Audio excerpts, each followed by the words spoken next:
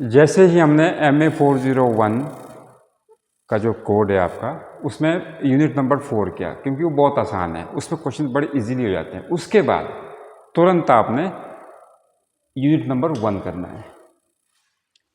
तो unit number 1 में basically definitions of operation research, ये आपने सारी करनी है। फर्स्ट जैसे ऑपरेशन रिसर्च क्या होती है, ये आपने सारा देख लेना है। बहुत सारी डेफिनेशंस है इसमें, ये सारी डेफिनेशन करो, क्योंकि कुछ ना कुछ 1 या 2 नंबर में लास्ट का जो सेक्शन बनता है 20 मार्क्स का, उसमें भी आ जाती है। अब ये इम्पोर्टेंट, सबसे इम्पोर्टेंट है ये वाला आपके पास। तो इसमें क्या है, general method of model of linear programming problem, this is most important.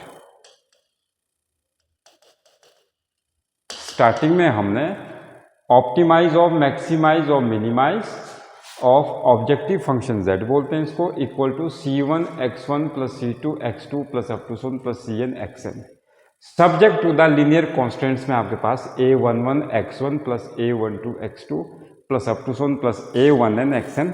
इसमें 3 चीज़ें रहती है, this is most important, less than equal to या इक्वल टू या greater than equal to b1 last में। तो इसी प्रकार से second row a21 x1 plus up to so on mth row x1 x2 up to so on xn, these are the variables, they are all greater than equal to 0। अब आपने lower classes में ये पढ़ा होगा a11 a12, this is the matrix form, simply matrix form से आप याद रख सकते हो। This is first column, second column up to so on nth column. तो ये एक आपके पास लीनियर प्रोग्रामिंग प्रॉब्लम बनी। तो इसके ऊपर क्वेश्चंस है, इसके ऊपर अगर हम क्वेश्चंस करेंगे तो नेक्स्ट इज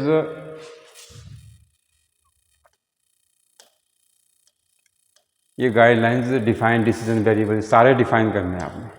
उसके बाद इंट्रोडक्शन के बाद जैसे आपके पास फॉर्मुलेशन ऑफ द प्रॉब्लम है, इस एग्जांपल को ज़रूर करो, स्टार्टिंग का बहुत इंपॉर्टेंट एग्जांपल है। इसमें आपको ये देखने को मिलेगा कि लीनियर प्रोग्रामिंग प्रॉब्लम को कैसे बनाया जाता है। जैसे कि आपको यहाँ पे दिख रहा है, लास्ट में आपके पास 2 वेरिएबल बन रहे हैं, ऑब्जेक्टिव फंक्शन भी बन रहा है, मैक्सिमाइज बन रहा है, सब्जेक्ट टू आपके पास 2 इक्वेशंस है, जितनी इक्वेशंस होगी उतने वेरिएबल्स है, x1 x2 आपके पास ग्रेटर इक्वल टू 0। अब यहाँ पर इसके बाद एग्जाम्पल 34.2 ये कंप्लीट करना है आपने, ये मैंने करवाया भी है। For making casting users electric furnace to melt iron with the following specifications. ये देखो कार्बन सिलिकॉन मिनिमम, यहाँ देखो मिनिमम है या मैक्सिमम है। तो जैसे आप इसको सॉल्व करेंगे, इसमें इस टाइप से वेरिएबल लिए जाएंगे और ऑब्जेक्टिव फंक्शन z है, बाकी सारे इसके अकॉर्डिंगली आपके पास सारा सेटअप तैयार है। तो ये आपके पास लास्ट में LPP बनी, लीनियर प्रोग्रामिंग प्रॉब्लम। अभी लीनियर प्रोग्रामिंग प्रॉब्लम ही बनाएंगे हम यूनिट नंबर 1 में। तो ये सारे क्वेश्चन है, कुछ ट्राई करने को आपको। और ये linear programming graphical solution, graph जैसे बनाते हैं आप, जैसे ग्राफ बनाते हो ना, ग्राफ बनाते हैं, तो ग्राफिकली में क्या होता है, सिंपल से जैसे लोअर क्लासेस में बनाते हैं ना, जैसे 5x plus 2y equals to 10, यहाँ से x की वैल्यू निकालो, 10 माइनस 2y अपॉन 5, एक बॉक्स बनाते हो, x एंड y, x की वैल्यू कुछ भी दो, y निकल आता है, या y की वैल्यू 0 दे दो, यहाँ पे x की वैल्यू आपके पास 2 निकलती है। इस टाइप से इसमें भी ग्राफिकल में भी सिमिलर टू इस टाइप से ही करना है, बट इसमें आपने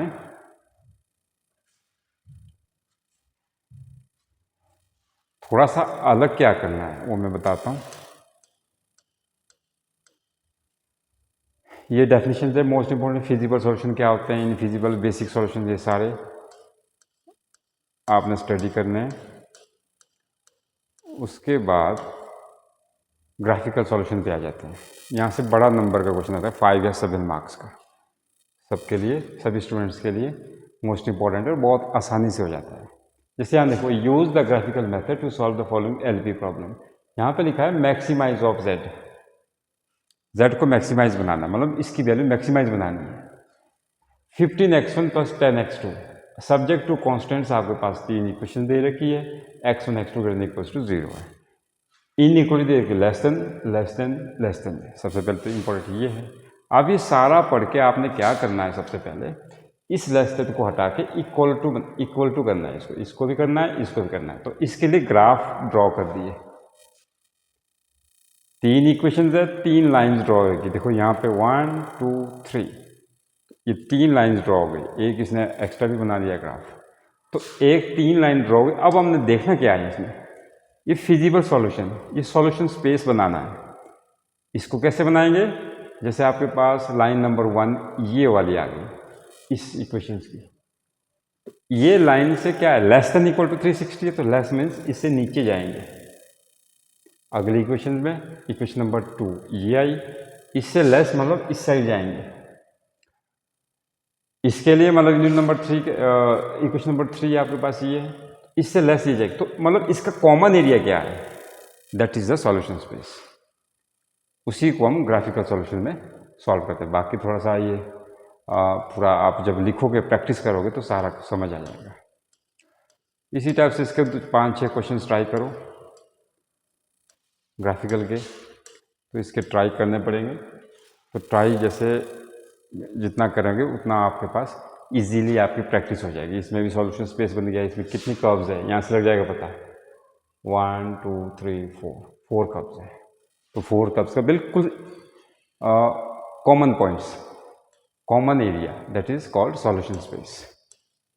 तो ये एग्जांपल है मोस्ट इंपॉर्टेंट, ये मैंने करवाया है एग्जांपल 3.10, एग्ज़ाम के लिए बहुत इंपॉर्टेंट है, ये आपने ट्राई करना है। उसके बाद एक आधा क्वेश्चन और कर लो, ये क्वेश्चन देख लेना, क्योंकि 2-2 नंबर के क्वेश्चन लास्ट में आते हैं। ये सेल्फ प्रैक्टिस के लिए है आपके पास, फटाफट इनकी प्रैक्टिस कर लेना 4-5 क्वेश्चन की इनमें से, तो आपका एक यूनिट नंबर 1 का सेक्शन कंप्लीट हो जाएगा।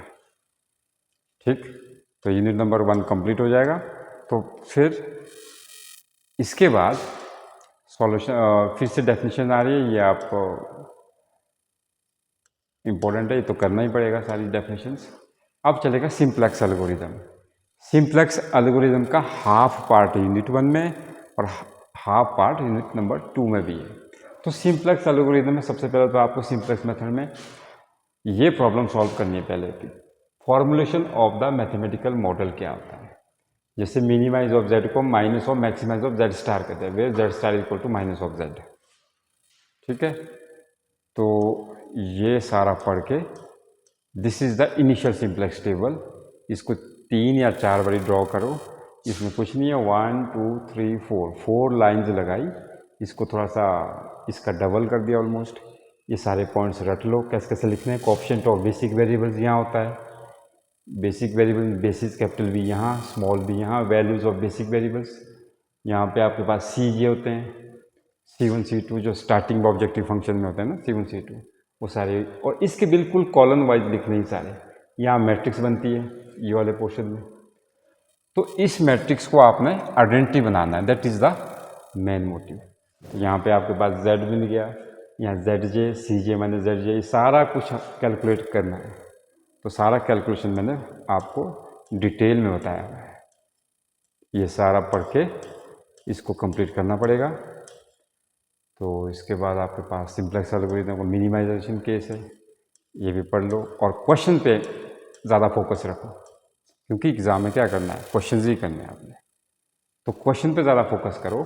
जैसे आपके पास ये क्वेश्चन आ रहा है आपके पास, express the following problem in standard form, इस स्टैंडर्ड फॉर्म में बनाओ इसको।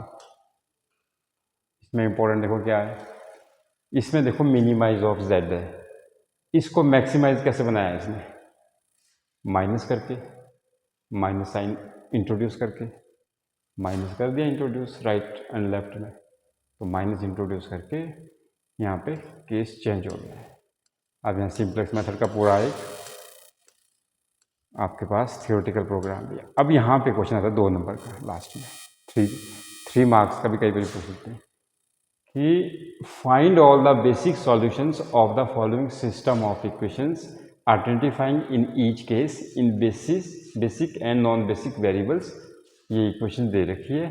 तो ये सारा टेबल सॉल्व करो। नंबर ऑफ बेसिक वेरिएबल जैसे 1 2 3 में कर रहे हैं हम, basic variable x1 x2, non basic variables x3। तो इसमें x3 को पहले 0 करो, इक्वेशन ये आई, इसको सॉल्व किया, x1 x2 की वैल्यू मिल गई। अब यहाँ पे देखना था इज द सॉल्यूशन फिजिबल, ये सॉल्यूशन फिजिबल है, solution are all X J greater than 0, तो ग्रेटर देन 0 ही है, ये ग्रेटर देन इक्वल टू 0 ही है सारे, तो feasible yes. Is the solution degenerate, degenerate means कम हो रहा है सॉल्यूशन, नेगेटिव है कहीं नहीं। तो इस टाइप से अगला पॉइंट्स, ये सारे पॉइंट्स क्लियर करने पड़ेंगे। तो इसके बाद आपके पास और मैंने आपको डिटेल में एक क्वेश्चन और दे दिया है, ये वाला इसको और डिटेल में सारा करना है, और मैंने इसको डिटेल में करवाया भी आपको। और ये प्रॉब्लम्स है आपको, ये ज़रूर करना, 1-2 क्वेश्चन प्रॉब्लम वाले, इससे क्वेश्चन ज़रूर आपका कंप्लीटली क्लियर हो जाएगा। प्रॉब्लम नंबर 34.3, तो working procedure of simplex method, working procedure में सारा ये BS ग्रेवाल की बुक है, और एक बुक दूसरी वाली थी मैंने आपको सॉल्व करवाया। ये सारा वर्किंग प्रोसेस है, एक बार क्वेश्चन कर लो अटेम्प्ट, तो सारा वर्किंग प्रोसेस आपको समझ आ जाएगा। नेक्स्ट आपके पास एग्जांपल्स मैंने दिए, ये this is most important example, ये एग्जांपल है बहुत इंपॉर्टेंट, ये मैंने स्टार्टिंग से आपको बोला था। ये use the simplex method to solve the following LP problem. सबसे पहले फोकस करो मैक्सिमाइज है या मिनिमाइज है। Maximise of z is this, subject to the constants आपके पास 3 इक्वेशंस है, x1 x2 x3 greater than equal to 0, बिल्कुल सिंपल। देखो ये कई बार आ चुका है, रेवा यूनिवर्सिटी MSc मैथ्स 1993, मतलब मोस्ट इंपॉर्टेंट क्वेश्चन, ये पहले भी आ चुका है प्रीवियस में। तो ये सॉल्यूशन करने के लिए हम सबसे पहले इसको C1 माइनस Z1 बिल्कुल बारीकी से दिखाया गया कि कैसे कैसे निकालते हैं। C1 माइनस CBY1 3, जैसे C1 की वैल्यू 3 है, C1 की वैल्यू 3 है यहाँ पे, minus CB means initial solutions, basic solution, initially तो 0 0 है। अब उसके बाद Y1 means colon basis, colon क्या है, सबसे पहले कॉलन आपके पास यहाँ से मिल जाएगा, दैट इज 2, और नेक्स्ट इसमें 0 है क्योंकि x1 का कोएफिशिएंट 0 है यहाँ पे। उसके बाद 3 2 0 3, तो फर्स्ट रो फर्स्ट कॉलम, इसको सॉल्व किया मैट्रिक्स मेथड से, ये 0 आ गया, 3 मिला। इसी टाइप से C2 minus Z2 C3 minus Z3 निकाल दिया हमने। तो ये बना टेबल आपके पास फाइनली। इसमें सबसे पहले CB 0 लेते हैं, वेरिएबल्स इन बेसिस भी S1 S2 S3 लिए, स्लैक वेरिएबल्स बहुत इंट्रोड्यूस होते हैं जब आपके पास केस यहाँ पे इस टाइप का हो, लेस देन इक्वल टू का हो। देखो यहाँ पे लेस देन इक्वल टू का केस है ना, स्लैक वेरिएबल आएंगे। तो स्लैक वेरिएबल आके उसके बाद solution values right hand side में जो वैल्यूज होती है वो हमने लिख ली, और CJ की वैल्यूज आपके पास 3 5 4 0 0 0 स्टार्टिंग में आ जाती है। तो ये बनी मैट्रिक्स, जो 3 कॉन्स्टेंट इक्वेशंस है उसकी मैट्रिक्स बनी है। उसके बाद स्लैक वेरिएबल्स के मैट्रिक्स बनी। अब हमारा रोल क्या है, सबसे पहले हमने की एलिमेंट चूज करना है।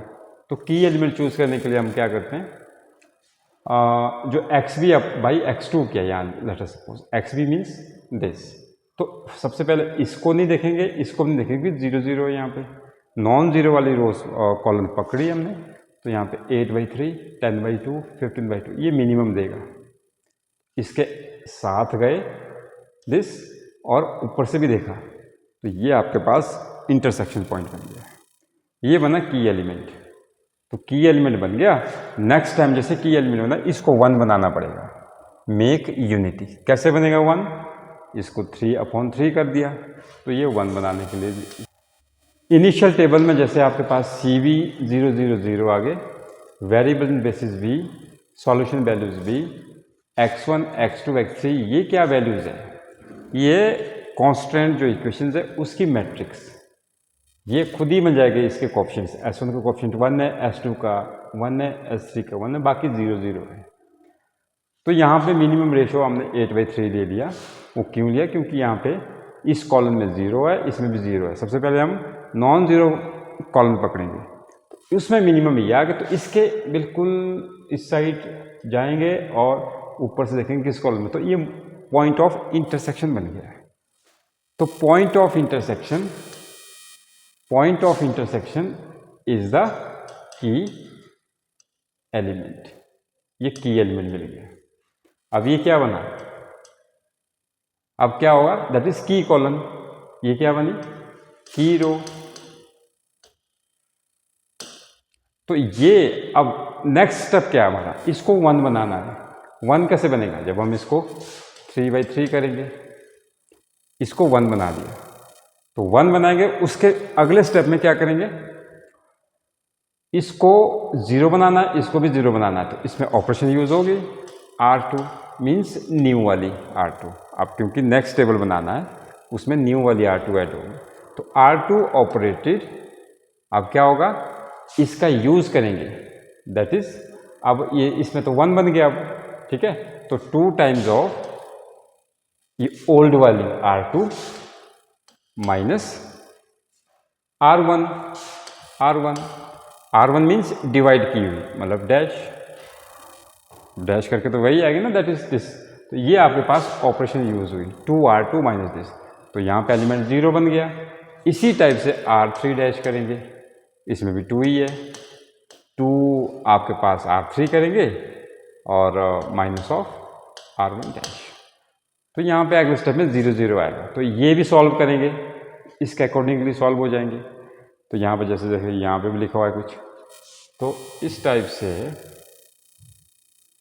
तो हम इसको सॉल्व करते हैं। अब देखो नेक्स्ट टेबल कैसे बना, नेक्स्ट टेबल आ गया यहाँ पे। नेक्स्ट टेबल में हमने यहाँ पे उसको 1 बनाया, इसके नीचे 0 0 बनाए। इसको 0 बनाने के चक्कर में सारे एलिमेंट्स चेंज हो गए, यहाँ पे भी सारे चेंज हो गए। जब ये चेंज हो गए तो ये भी ZJ भी चेंज होगा, ZJ चेंज होगा तो CJ माइनस ZJ जो स्टार्टिंग में मैंने बोला कैसे कैसे निकाला था, वो भी सारे चेंज हो गए। ये सेम रहेंगे टॉप वाले 3 5 4 0 0, इसको नहीं चेंज करेंगे। अब इस केस में फिर हमने एक की एलिमेंट पकड़ना है, राउंड करना पड़ेगा उसको। अब कैसे करें, इसमें तो नेगेटिव है, इसमें 0 तो है लेकिन पॉजिटिव है, तो पॉजिटिव वाली रो पकड़ेंगे, XB बाई X3। तो इसमें जो 0 है, जब हम इसको इस 0 से किसी चीज़ को डिवाइड करेंगे तो अनडिफाइंड मतलब इन्फिनिटी रहेगा, तो उसको हम नो वैल्यू लिखेंगे, इसमें कोई भी वैल्यू नहीं आने वाली। तो 5 से किया तो 14/5 डिवाइडेड बाई 5, ये मिनिमम देगा इन दोनों में से, तो मिनिमम मीन्स इसको चूज़ किया, इसको चूज़ किया। तो अब ये जो कॉलन है ये कम्स आउट, ये आउट बाहर जाएगी। मैं आपको यहाँ पे दिखा देते हैं, तो यहाँ पे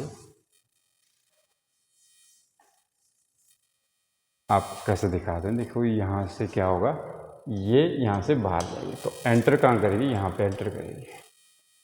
अगले टेबल में इम्प्रूव्ड टेबल नंबर 3, तो इसको फिर से 1 बनाएंगे बाय डिवाइडिंग बाय 5, इसमें भी डिवाइड होगा, इसमें भी डिवाइड होगा, इसमें भी, सारे में डिवाइड होगा। तो उसके बाद यहाँ तो 0 ऑलरेडी बन गया, इसको नहीं छेड़ेंगे, अब हम इसको 0 बनाएंगे, ऑपरेशन करनी पड़ेगी।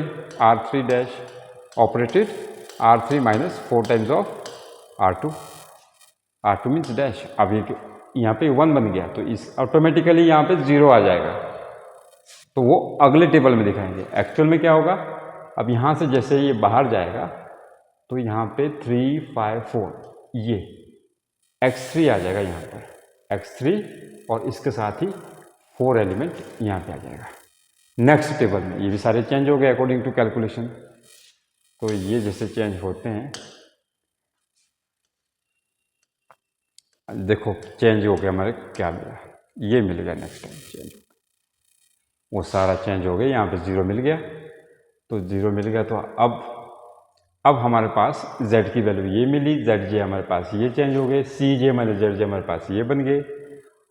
नेक्स्ट हमारे पास एक ही कॉलम बचता है, ये वाला कॉलम, ये तो चेंज हो गया, ये भी चेंज हो गया, ये बचा।